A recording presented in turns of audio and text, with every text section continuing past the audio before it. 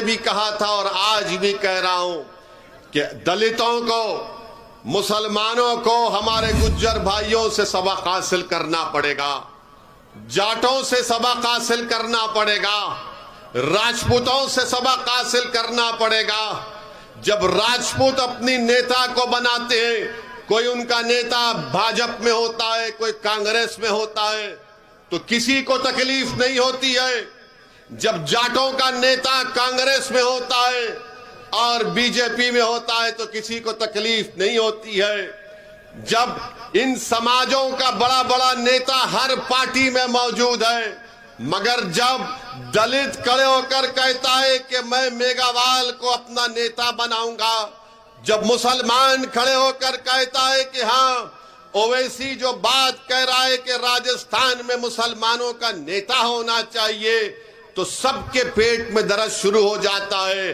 अरे जब गुज्जर का नेता हो सकता है, राजपूत का नेता हो सकता है, जाट का नेता हो सकता है, अरे हर बरादरी का नेता हो सकता है, तो क्यों नहीं राजस्थान के दलित और मुसलमान अपना नेता बनाते हैं? बनाओ अपने नेता को। क्या आप अपने नेता को बनाएंगे? क्या आप अपने नेता को बनाएंगे?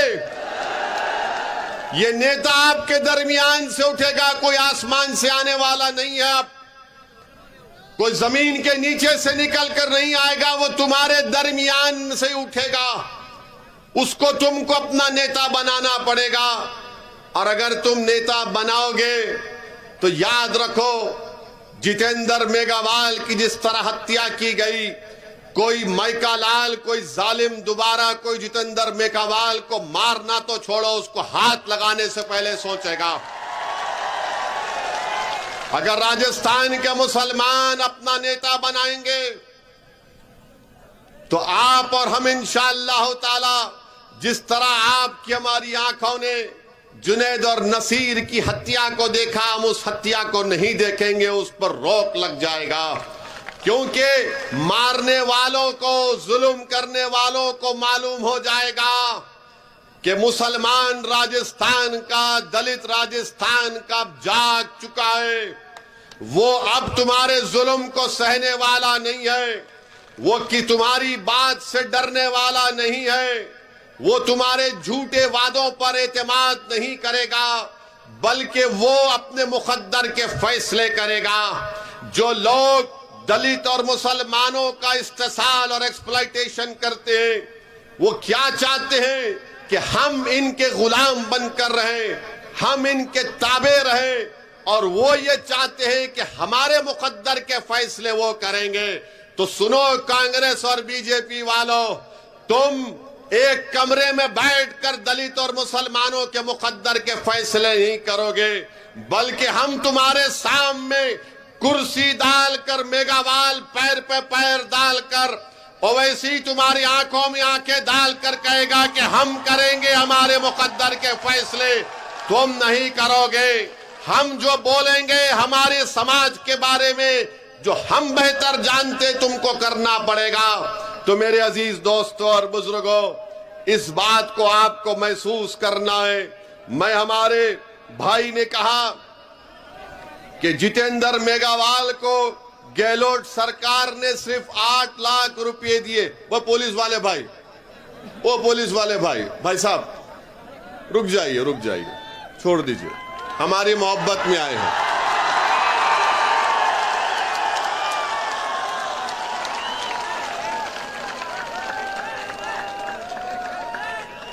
आप आराम से बैठिए। मोदी जी की रैली में, अशोक गहलोत की रैली में इतना खरीब तो को आ भी नहीं सकता।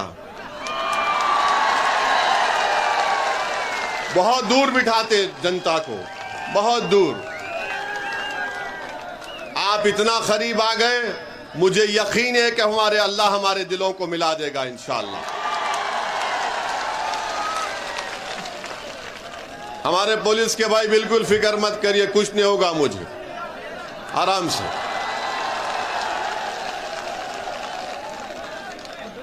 जब पाकिस्तान 20 किलोमीटर पर कुछ नहीं कर सकता तो ये कौन है, क्या करेंगे? बैठिए आराम से, कोई बात।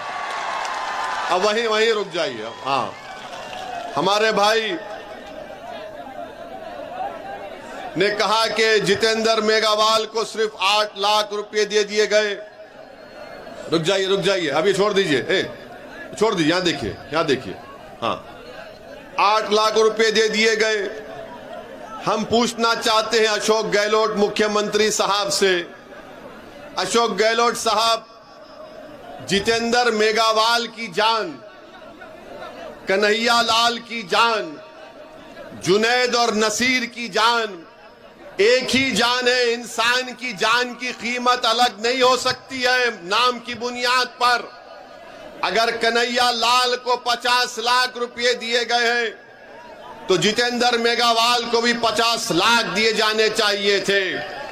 अगर कन्हैया लाल को 50 लाख दिए गए थे तो जुनैद और नसीर को भी 50 लाख मिलने चाहिए।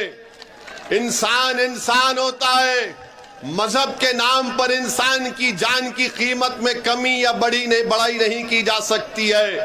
मैं राजस्थान के मुख्यमंत्री अशोक गहलोत साहब से कहता हूं कि यकीनन जिन्होंने कन्हैया लाल को मारा वो आतंकवादी थे, जिन्होंने जितेंद्र मेघवाल को मारा वो भी आतंकवादी है, जिन्होंने जुनैद और नसीर को मारा वो भी आतंकवादी है। ये सब मारने वाले आतंकवादी हैं। इन आतंकवादियों को निकाल कर उखाड़ कर फेंकना हमारी जिम्मेदारी है।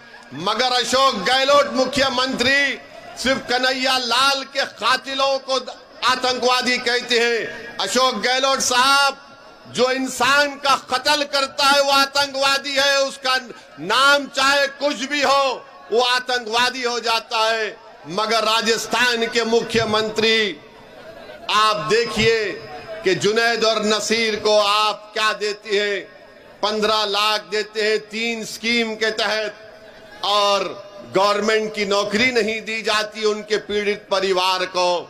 मेरे अजीज दोस्तों और बुजुर्गों, हम अशोक गहलोत मुख्यमंत्री से पूछना चाहते हैं कि आपके दिल में ये सोच कैसे पैदा हो गई कि कन्हैया लाल का कातिल आतंकवादी है, जुनैद और नसीर और जितेंद्र मेघवाल के कातिल आतंकवादी नहीं है।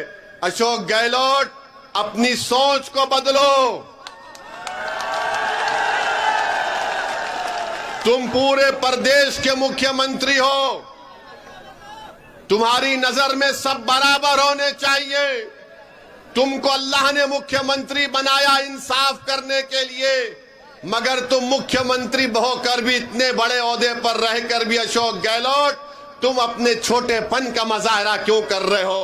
अरे सबको इंसाफ करो, सबसे इंसाफ करो। आप कन्हैया लाल से भी आपने किया, अच्छा किया, जितेंद्र मेघवाल से भी करो, जुनैद नसीर से भी करो आप, क्योंकि जो इंसान को मारता है उसको इंसान नहीं कह सकते, उसको शैतान कहना पड़ेगा, उसको राक्षस कहना पड़ेगा, उसको आतंकवादी कहना पड़ेगा।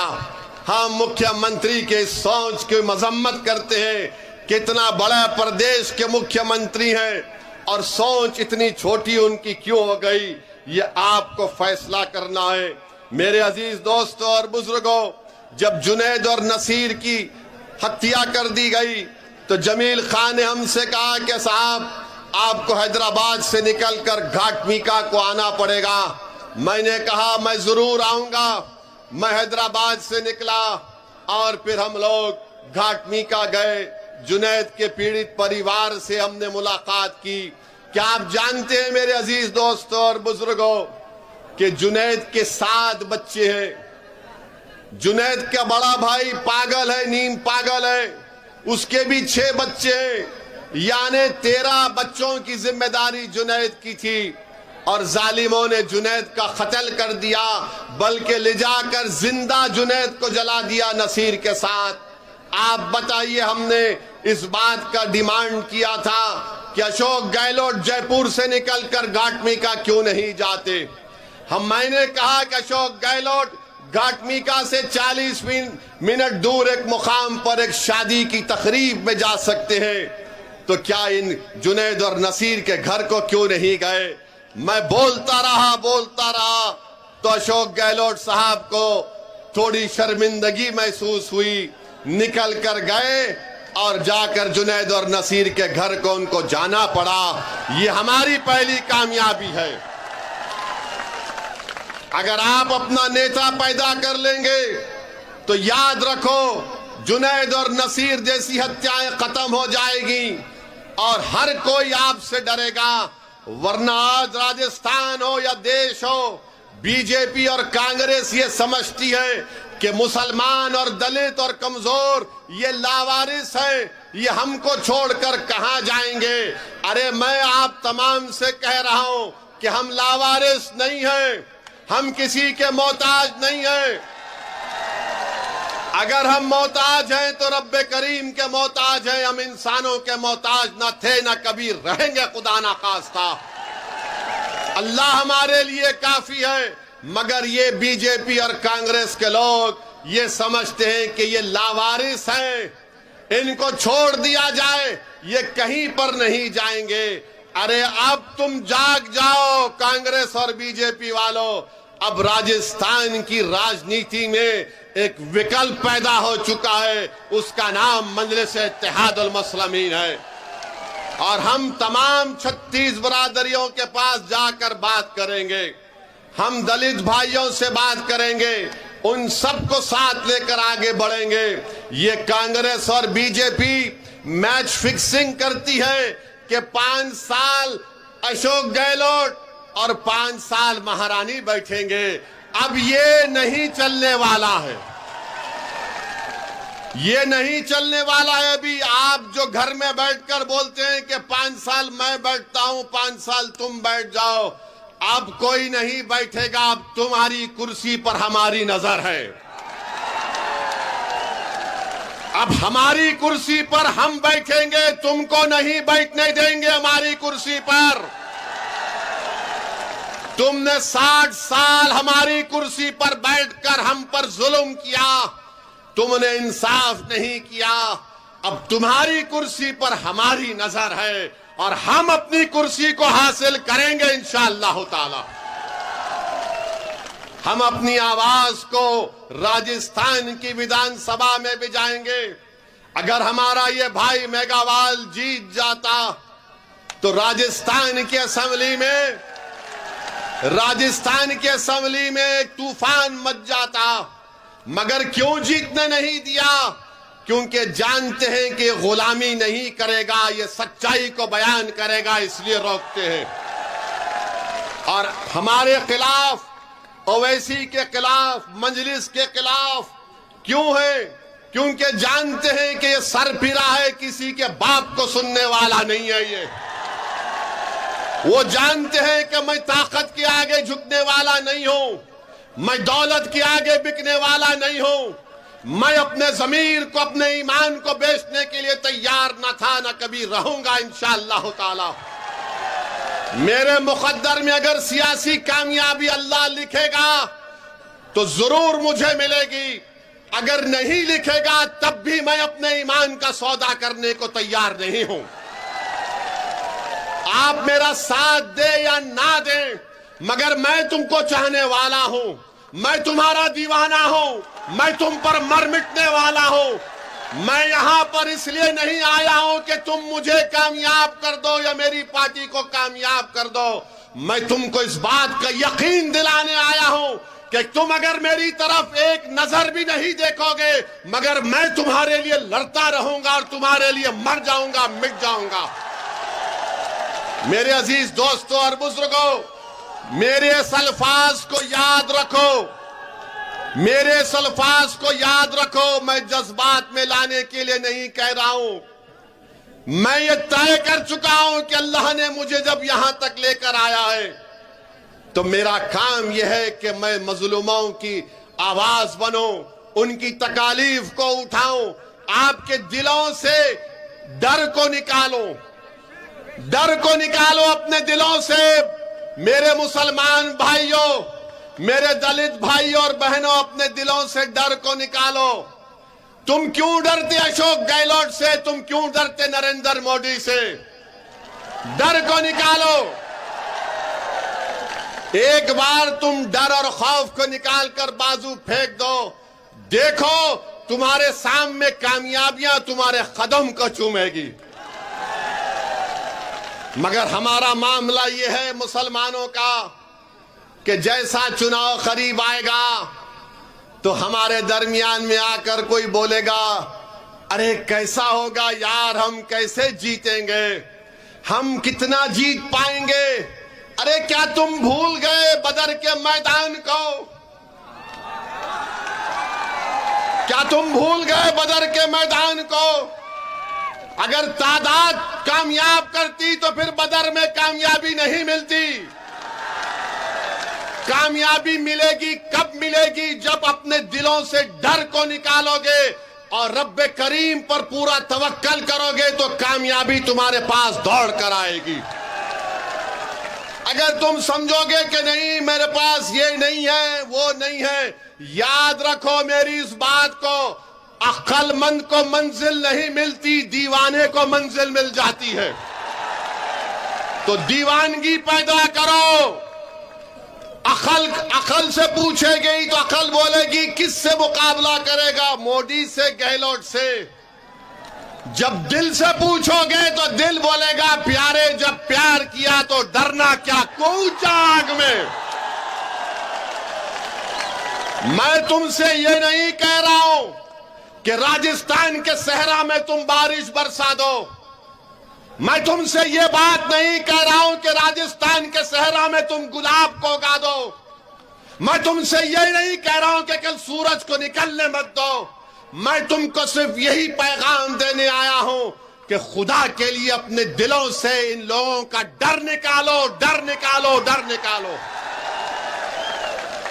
तुम जब डर निकाल दोगे तो नतीजे की फिक्र करना छोड़ो, अल्लाह का काम है। आज तुम कोशिश करो, कल हमको कामयाबी इंशाअल्लाह ताला हमको मिलेगी। मेरे